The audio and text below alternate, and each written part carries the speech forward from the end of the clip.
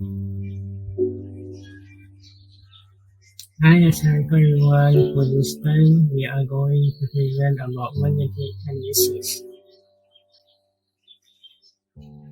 Before we start, let me introduce my group members, which is Ahmad India Iqbal, Khalid Daniel, Muhammad Firdaus, and myself, Muhammad Imran, and Nur Christina.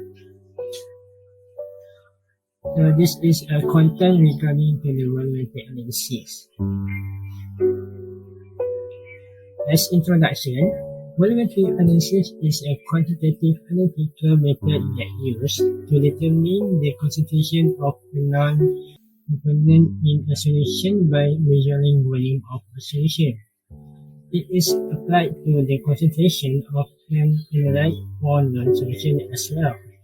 The method in which the concentration of a substance in a solution is estimated by adding the same number of compounds of non-substance present in a solution of non-concentration. This is known as titration, which is a common technique used in laboratory. Another name for volumetric analysis is volumetric analysis. So there are four categories in titration, including acid-base for neutralization, oxidation reduction or redox, precipitation, and compensometric. Hello, so now I will talk about the applications of volumetric analysis. Firstly, in high school and college chemistry labs, volumetric analysis is utilized to estimate the quantities of unidentified compounds. Next, in biodiesel industry, volumetric analysis is used to figure out how acidic a sample of vegetable oil is.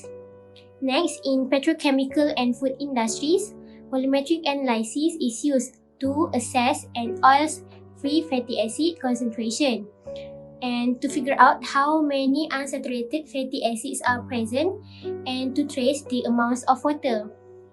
Next, in textile industry, volumetric analysis is used to know the nitrogen proportions in organic chemical. Meanwhile, in pharmaceutical industry, it is used to manufacture products like medicine. And lastly, in cosmetic industry, it is used to facilitate the appropriate concentration and amount of ingredients that used in the manufacturing of cosmetic products. And that is all from me. Thank you. Assalamualaikum and good evening madam. This video is going to look at the theory behind volumetric analysis. The titration has stopped at the endpoint, which is when the first pane permanent color change is observed. So this picture up here would be a good endpoint because it's very faint color. This one down here is not because the color is far too stains. So the endpoint has been overshot. Now, if you doing acid-base titration, you need to add a indicator to determine where your endpoint is ideally. It should be really sharp. The endpoint of the titration as we get your first pane permanent color change is not the same as the equivalent point, which is when the reactants are present and their stoichiometric ratio. So, if you look at the balance equation, when you got exactly the ratio of reactant present, then your conical flux. Now this had explained that a little bit better. This is an acid-base titration. You are starting off with acid and you're adding in base as your pH rise. So here your equivalent point will be at pH 7. When all of the acid has utilized by the base and non-excess base has been added. However, might be using indicator that has color change around pH 9. Now, as you can see here, there is really small difference in the volume between the amount of base that been added. The methodology of the experiment is first wash urea with distilled water and then rinse with about 5 to 10 milliliter of KMNO4 solution. The second rinsing run through the burette tip. The burette clamped to the redox stand.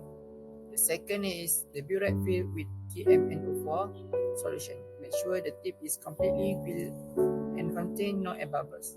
The initial burette reading recorded the 2 decimal places. Since the color of the KMnO4 solution is quite intense, you may be required to give a good estimate of the burette volume. The third method is on an analytical balance. 8 gram FeSO4 weighed accurately using baking paper. The mass of FeSO4 was recorded. The fourth step is, with the aid of a filter panel, the FeSO4 transferred carefully to a 250 ml volumetric flask. The filter panel rinses water into the volumetric flask. Using a graduated cylinder, 10 ml of 2 molarity sulfuric acid added into the volumetric flask. Distilled water added until the calibration mark. Make sure use a dropper to add the last few drops of distilled water. The volumetric flask shake by turning it upside down a few times in order for the solution to be homogeneous. Next step is pour 50 ml of FeSO4 solution into a small beaker. 20 ml pipette wash this with distilled water and rinse with FeSO4 solution. Make sure all rinsing solution must be discarded. 20 ml of FeSO4 solution pipette into a 250 ml conical flask. Ensure there are no air bubbles at the tip of the pipette. Next step is 10 ml of 2 molarity sulfuric acid added into the conical flask by using a graduated cylinder. Next is the conical flask was placed on a piece of white paper or white tie. Make sure do not use filter paper under the burette and the burette lower into the conical flask. The step is the titration apparatus was set up. The solution titrated with the standard KMnO4 from the burette until the end point pressure. During the titration, the conical flask kept straightly. The endpoint is indicated when the solution turns to a light pink permanently. The final burette reading was recorded. This is the result of the rod titration.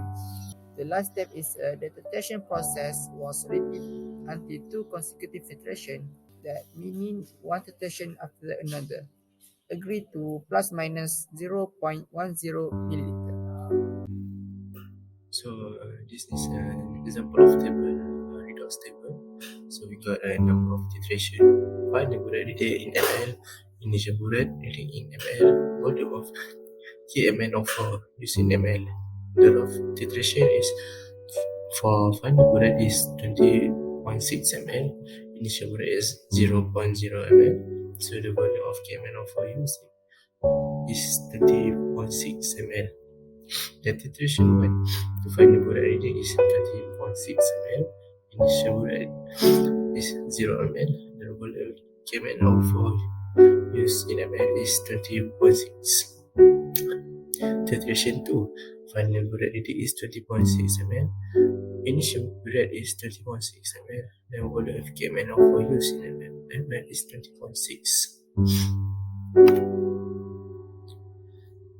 So in this experiment, MnO4 minus is reduced to Mn2 plus Na, then Fe2 plus is oxidized to Fe3 plus. The reaction happens in the acidic solution. So the equation is Fe2 plus MnO4. We got Fe3 plus Mn2 plus. The half reaction is Fe2 plus become the Fe3 plus. We will oxidation and MnO4 become to Mn2 plus. Reduction. So we will write the balance equation, which is Fe2 plus equal to become to Fe3 plus E, MnO4 minus plus AH plus 5E equal to Mn2 plus 4H2O. The common of the half reaction, we got 5Fe2 plus MnO4 minus plus AH plus become 5Fe3 plus Mn2 plus 4H2O. So the molarity of FeSO4 solution. So the formula is molarity equals to moles of solution divided by liters of solution. Given mass 8 gram, volume is 50 ml, we convert it into liter, it becomes 0.050 liter.